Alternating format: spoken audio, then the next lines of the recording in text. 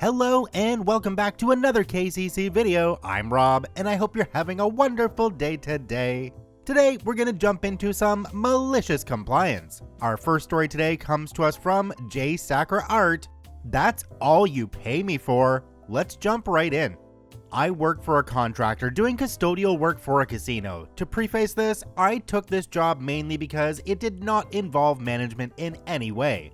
I have worked in management most of my career and was just burnt out. When I started this job, I was made aware by the recruiter and assistant, who I will call Amy, she's lovely, that a lot of the people that worked at the site only spoke Spanish and that there may be some difficulties with communication from time to time. This wasn't a problem for me as Amy spoke English and was currently managing the contract because the actual contract manager was on medical leave due to having surgery. I am the kind of person that works very hard, mainly because I take pride in my work ethic. As soon as I started, I downloaded Duolingo, an app that is used to teach foreign languages, and began to learn as much Spanish as I could, so I could better communicate with my coworkers. I am still learning but know enough to understand my coworkers most of the time. Most of my coworkers are lazy. They are oftentimes on their phones while on the casino floor, huddled in group, or hiding in the locker rooms to avoid doing the work. I, on the other hand, have regularly gotten compliments from the company we are in a contract with about my work ethic, so much so that the president himself has sent emails to my company to show his gratitude for my hard work, as well as giving me some free merchandise with the company's logo. Here's where the story gets more interesting. We are ridiculously short-staffed. On a regular shift, we are supposed to have 10 custodians working, cleaning the machines, the bathrooms, keeping trash off the casino floors, taking out trash, mopping the bar and restaurant, restocking all the supplies, etc. Oftentimes, we will have 5 people on a shift or less, and with my coworkers being fairly lazy, that means a lot of stuff doesn't get done. I am regularly doing most of the shift's workload by myself, as well as picking up the slack for the other shifts because they too are extremely short-staffed. The actual contract manager finally comes back from medical leave about 3 months into me working there. We will call her Sally. At first, me and Sally got along great. She thanks me for my work ethic and for everything I have been doing. All of that changes when I asked for 3 days off. We had been working mandatory overtime, and up until then, I was there for nearly 60 hours every week because we were short-staffed. Initially, Sally agrees to my time off request. I filled out the paperwork and made copies for myself just in case, managerial background. A week before the days I requested come up, and she puts out the schedule and my time off wasn't applied. I approach Sally and ask her why, and she says that someone else put in for time off. This other person is the laziest of all my coworkers and regularly acts as a supervisor because she's worked there the longest and is the only person that can understand a little bit of English.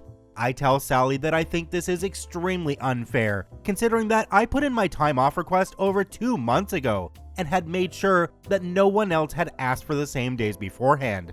Sally explains that she doesn't have any paperwork to prove that, so I give her my copy, which I had placed in my work bag. This is when Sally decides to show her true colors. Do you want to do my job? Do you think you can manage this casino better than I can? No, I don't pay you to come in here and argue with me. You aren't a manager, you aren't a supervisor, you are a janitor. That's it, that's all I pay you for.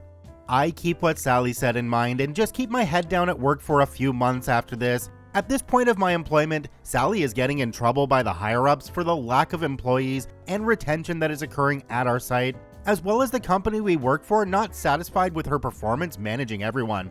It's not really a secret as we have regional and district management coming in frequently to try and help get people hired and play peacekeepers between Sally and the casino CEO. Finally, we are getting new people hired on thanks to a temp agency that was contracted in to help. A lot of the new hires only speak English, the others only speak Spanish. Other than the lazy coworker who is now on a vacation 3 weeks, the only person that can speak and understand both English and Spanish is me. The morning the new hires arrive, everyone is gathered in the office, including Sally's boss. They go through orientation, only speaking English, for the new hires and begin to give everyone their assignments. This is when Sally comes up to me. OP, I need you to train the new hires today and make sure everyone else is doing what they're supposed to be doing. Does this mean that I'm being made a supervisor? Sally, who apparently forgot our previous conversation, no, but you're the only one that can speak English and Spanish, so I need you to make sure everyone's doing what they're scheduled to do. Me, with a blank expression, I'm sorry, Sally, but I can't do that. I'm not a manager. I'm not a supervisor, and I'm not a translator. I'm a janitor. That's all you pay me for, remember? Sally at this point is trembling with rage and starts screaming at me about doing what I am told to do and dropping my attitude, etc. I looked her dead in the eye with her supervisor, whom she forgot was behind her, and pulled my resignation out of my bag, handed it to her, and walked out, knowing full well now that they were going to have a lot more issues because their best worker quit, and there was no one that could effectively communicate between the workers and the company we were contracted with. Skip forward to the next week and I get a phone call from Mr. Regional Manager. Hello, OP. This is Mr. So-and-so. I wanted to formally apologize for the behavior of our former employee, Miss Sally. She has been relieved of her position, and we would like you to come back to work with us in a supervisory position. I am now a supervisor, and they are paying for me to take Spanish lessons, which once completed, I am supposed to get a significant raise. I don't think some managers understand just how important the custodial staff are to some of these places running efficiently. Being custodial staff doesn't mean you're stupid, and you shouldn't be afraid to stand up for yourself. Do me a quick favor, have a look down below the video. If that subscribe button's still red, it means you're not actually subscribed to the KCC channel. Please hit that subscribe button for more daily Reddit stories. Our next story today comes to us from Original Deadly Sin. Hello, is it me you're waiting for? Let's jump right in. Alright, so like many of my other stories, this happened when I was working as a supervisor for a major cable and internet provider. For this particular story, I was working the 6 p.m. to 2 a.m. shift, somewhere around 10 p.m. This is relevant to the story mostly because at that time of the day, we've got an absolute skeleton crew as nothing much is going on. There's me, one other supervisor, maybe a dozen customer service agents. There is absolutely nobody else customer facing in the building. There might be a janitor or something around, I don't remember. As the senior supervisor, I'm in charge for the night. If something super important comes up, it'll be dealt with by someone higher than me in the morning. And there's an emergency number for the building exploding or something. That kind of thing rarely happens. Okay, that's the relevant backstory. Here we go. I have a gentleman transferred to me that asked to speak to a supervisor because we wouldn't install cable at his house. Until he paid the balance he had not paid on his previous account at a different address some months back. He wasn't currently a customer of ours. He owed us money before we let him be a customer again, and he was one of the biggest jerks I've ever talked to. All in all, this means I've got a lot of leeway to work with, as keeping happy a non-customer that's actively trying to not give us money was not one of our higher priorities. So we don't need all the back and forth here. The first half of this was basically him trying not to pay us, me saying he needed to, polite on my end, not remotely polite on his. He eventually asked to speak to my manager, and now we get to the fun part that I'll give you as best as I remember. Listen, let me talk to your manager. I'm not happy with your attitude right now. To this point, I've given him zero attitude. I'd just given him answers he didn't like, but politely and professionally. He's been fighting for a position in my top 5 rudest customers already. If you'd like to speak to someone else, I can certainly get you someone, but my manager isn't available right now. No, don't give me that. I want him right now. Do you understand me? I'm sorry, but I mean, he's worked the morning shift today. He's literally not in the building and won't be until 9 a.m. tomorrow morning. Would you like him to call you back tomorrow? Remember, as I said at the start, it's 10 p.m. right now. No, I don't want him to call me back. Okay, fine. Shut up and listen really carefully. You're at one of those big call centers, right? I want to talk to the highest ranking person in the building. You got that? Well, sir, currently, the highest ranking person in the building is talking to an upset person on the phone. Were you reading the preamble? Do you see where this is going? Technically the truth. Then here's what we're going to do. I'm going to wait right here with you until they're off the phone, and then I'm going to talk to them. You understand? I'm not waiting for someone to call me. I'm not waiting on hold. You're staying right here, and don't talk to me until that call is over. Are we clear? Do you think you can handle that? Totally clear, sir. I'll be right here being quiet. Feel free to check in on me anytime. So 99% of my job involves being on my PC, mostly helping the agents through our in-house instant messaging program. I do that for roughly an hour. Well, this guy barks at me now and then to make sure I'm still here. I tell him that I am. He grumbles. I wait. This continues until, okay, I'm not waiting on this phone any longer. The second that person is off the phone, you have them call me at this number, okay? Immediately. I don't care what time it is. No problem at all. I'll make sure that happens. So he hangs up, and me, doing my job exactly as he asked, while being the highest ranking person in the building, I call him right back, as fast as I can dial the number. He of course is first confused, then really upset as I explained that he got exactly what he asked for. Why didn't you tell me that? You didn't ask. You told me to shut up, to listen really carefully, and to do exactly as you said to. While I was trying to help you myself, trying to get you someone else, trying to do my job in any way I could. I followed your instructions to the letter as you demanded. Now, was there anything I could do for you? Profanity ensues. He hung up. Another customer who I was happy to comply with. I'm focused on one part of this story where it says, and there's an emergency number for the building exploding or something. That kind of thing rarely happens. So that means it does happen sometimes? Has your building actually exploded? Whoa. Our last story today comes to us from Queer Ginger. Interrupt my lunch? That's fine. I'll take another one. Let's jump right in.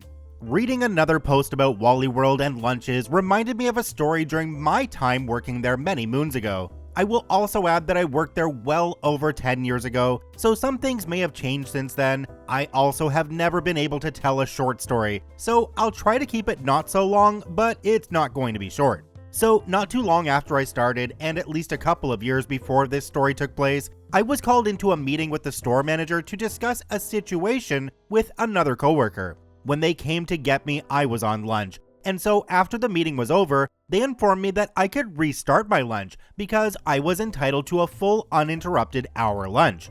Since they interrupted my lunch, I got to start again, and they would adjust my time for me. I kept this information in the back of my head for future reference, which worked out well.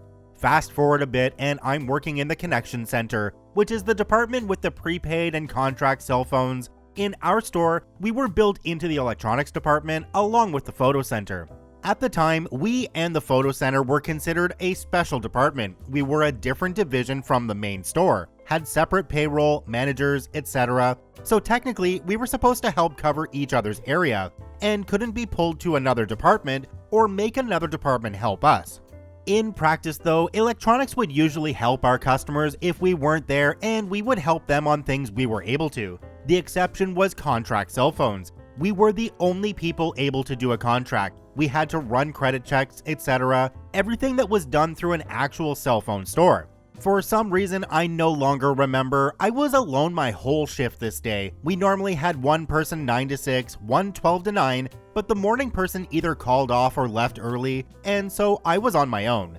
Around 3:30 or so, about a half hour before my lunch should be, I had a couple guys come by wanting to see about getting a contract cell phone.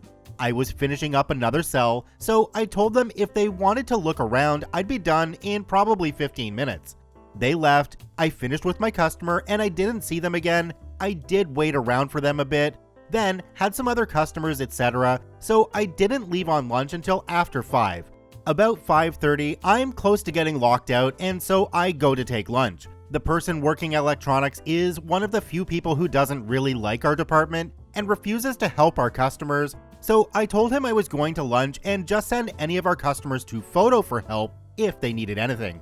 About 30 minutes into my lunch, I hear an announcement across the intercom for customer needing help in the connection center. I am in the break room, so I call up to electronics, remind them I'm on lunch, and send the customer to photo or tell them I'll be back in 30 minutes. Turns out someone just had a question about a prepaid phone card. About 10 minutes go by and I'm being paged again. This time I ignore it because they know I'm on lunch. Few minutes later, they page again. At this point, I've got maybe 15 minutes left on lunch. One of the store managers comes in right after the second page, asks me why they are paging my department and I'm not answering.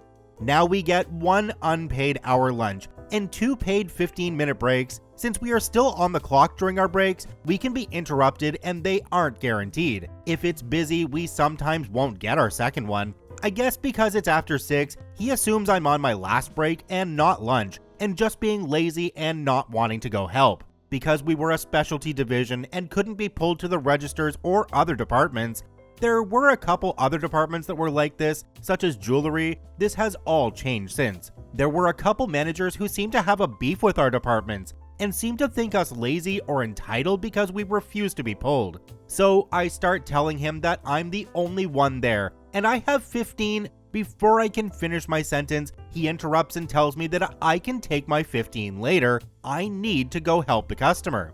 I try again to explain I have 15 minutes left on lunch. I'm off the clock, and I'll be up there to help them afterwards, but he isn't listening. Interrupts me again and says, "You can come restart your break after you help them, but I need you to go help them now."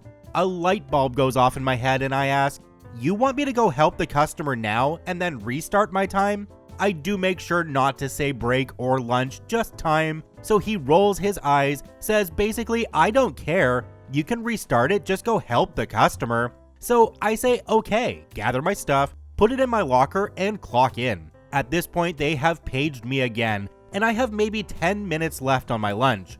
I go up to the department, and lo and behold, it's my customer from 3:30 who has finally come back. He wants a phone. So I ask for his ID, tell him I'll have to run a credit check, see if he needs to pay a deposit, etc., and asks if he knows what phone, plan, etc. he's interested in. Well, as soon as I tell him we will run his credit and he may have to pay something, he's not interested. He says his credit is crap. He tried getting a phone through the Sprint store and they wanted a bunch of money, but he thought since it's Wally World that, I don't know, we didn't check credit, we would just hand him a phone. So it takes maybe all of 5 minutes with him, and I go ahead and help another customer with a prepaid phone, then turn to electronics and tell them, okay, I have to go restart my lunch. I'll be back in an hour. When I say this, his jaw dropped. He immediately starts asking what I'm talking about. I already had lunch, yada yada. So I explained that no, I didn't finish because management sent me to help the customer. He kept paging me about even though he knew I was at lunch. So now I needed to go retake my lunch. I go sit back in the break room, and at this point it's probably 6:45. I always read and had a book with me, so I was happy to sit and read for another hour. About 30 minutes go by and the manager from earlier comes by. I think they're clocking back in from lunch and makes a comment about, "Oh, are you just now getting your break?" So I say no, I am retaking my lunch break. I have another half hour to go. He stops and you can see the wheels slowly start to turn as he asks, "What do I mean?" I tell him that I was on my lunch earlier when he told me I needed to go help the customer, and because my lunch was interrupted, I had to restart. He of course says he thought I was on my break. Why didn't I tell him I was at lunch? And I tell him I tried to twice, but he kept interrupting and told me to help the customer now and restart my time. So I thought he knew I was at lunch. I can still see his fat face get so red and tell me that's not at all what he meant, and he will talk to my manager tomorrow. There wasn't much fallout. I got pulled and questioned the next day, but I had messaged my boss and told her about it, and the times I was at lunch to cover myself for time theft, and the photo employees backed me up on everything, including that electronics never told them a customer needed help or sent them the customer. The manager had to admit that he did tell me that I needed to go help the customer right then, and he never asked if I was on the clock or not. The assistant manager who questioned me did try to make it seem like I was being dramatic and should have just went up when I was paged, but I just asked what would have happened if I left for lunch, as I usually did. I think it was bad weather that day, so I had stayed inside, but normally sat in my car just to get out of the building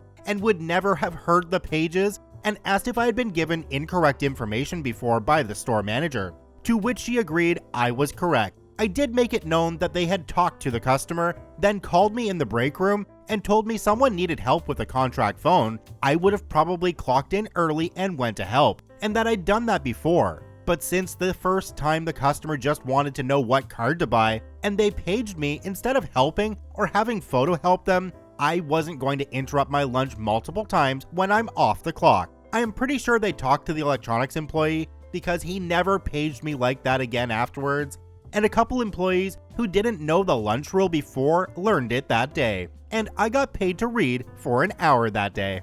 As mentioned in the comments section below, this is just a mild example of how many employers abuse their employees off the clock time. If you're given an hour for lunch, not paid for it, but are still effectively on call at the whim of the business, that's not really your time anymore, is it? Thank you to all 3 OPs for posting their stories in the Malicious Compliance subreddit. They are linked in the description down below. Please go check them out. Check out one of these other videos, and if you haven't yet, please hit that subscribe button for more daily Reddit stories.